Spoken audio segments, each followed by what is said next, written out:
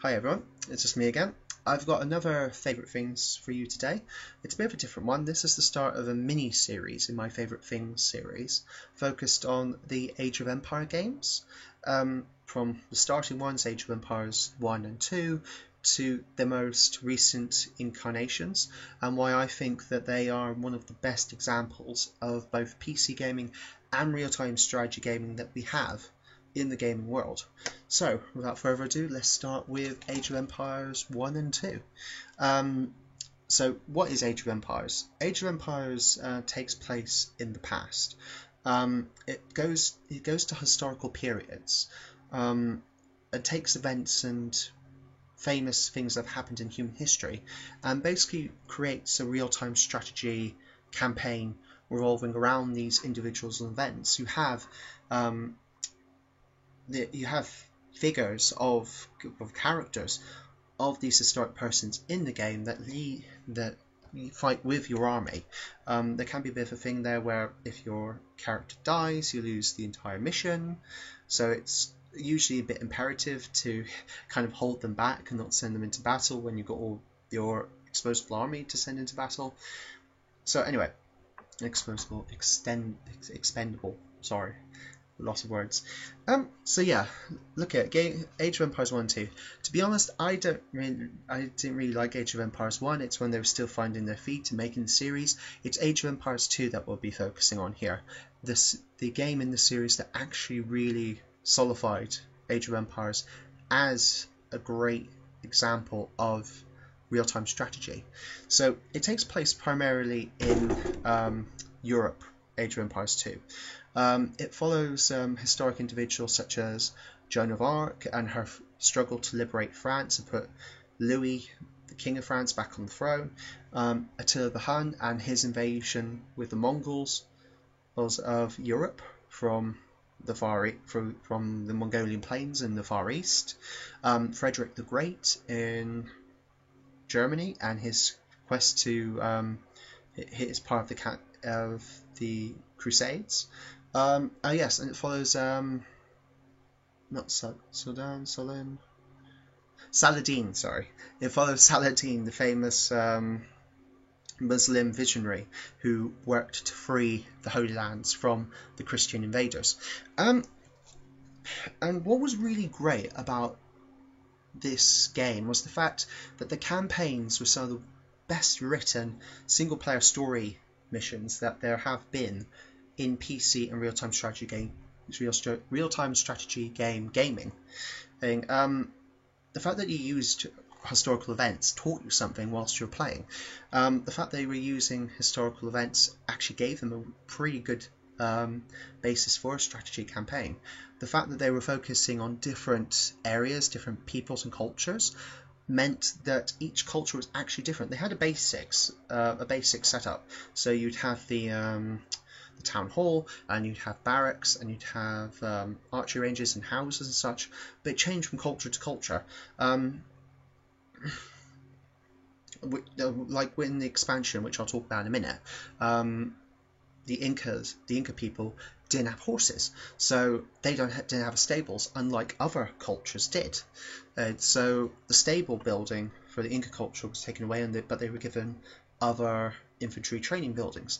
And this is where it comes into it. The fact is, the replay value in Age of Empires 2 is insane, because they have over a dozen and, well, nearly 24 different cultures, each with different themed buildings and different themed infantry units, etc.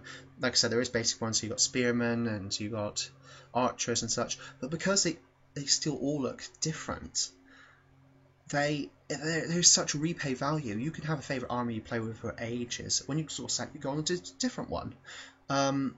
It's the same with the story campaign. Because you have access to the starting mission for each story campaign from the start, if you get bored of playing Joan of Arc's story campaign, go into Saladin's.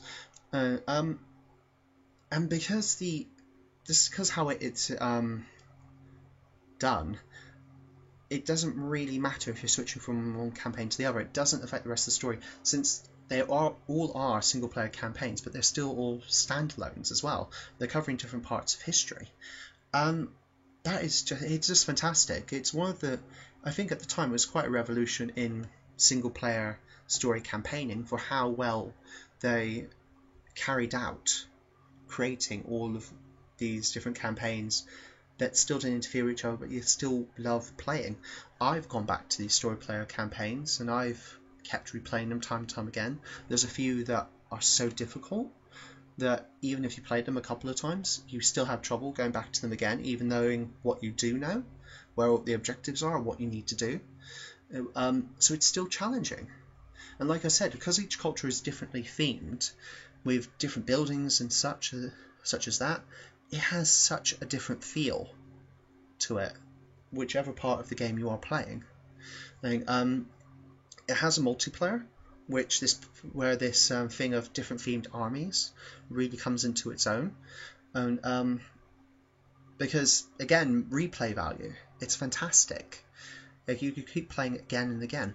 I mean, like I said, Age of Empires 2 really did set the standard. Actually, sorry, I should talk about the Conqueror's expansion, which was this expansion pack to Age of Empires 2. It goes across into the New World. It goes farther east and shows you Asia. So it's opening up again. It's more of the same. It's showing you more history from the Middle Ages as events that happened. It's teaching you, and you can tell when the game is really good that you go away and you've learned little bits and pieces, little facts. There's plenty of games out there which are just shooting games, or even real-time strategy games where you just build up an army and kick the bum of whoever else you're playing. But it still follows the same thing in Age of Empires, but it does it in such a way that feels compelling. I've really should have mentioned about how it works in the gameplay, the fact that as well you advance, so you power up your armies, not for, well, I suppose through clicks of buttons, yes, but it's done in the way of leveling up through ages. So you go from the feudal age up to the industrial age. Industrial age was another Age of Empires I mentioned a bit, but you get the gist. You get the gist that you level up by carrying out research, so improving the quality of resources and materials you have, improving the quality of life for your town and such, so you level up through the different ages. So it is quite compelling. It doesn't require the player to invest time in carrying out research to improve themselves and to improve their armies at the end of the day. And all these factors combined, and the historical content, the different fields, different cultures they actually spent time to program into the game, the leveling up system, the multiple resources you can gather, because there's about 7 different resources you can gather within Age of Empires 2, and you know, if you lag on collecting one resource, it can come back to hit you later on. So it requires you to be also efficient. It teaches you things. It really gives you command of a growing settlement. All that, like I said, all those combined is what made Age of Empires 2 such a great game to play, and has great replay value.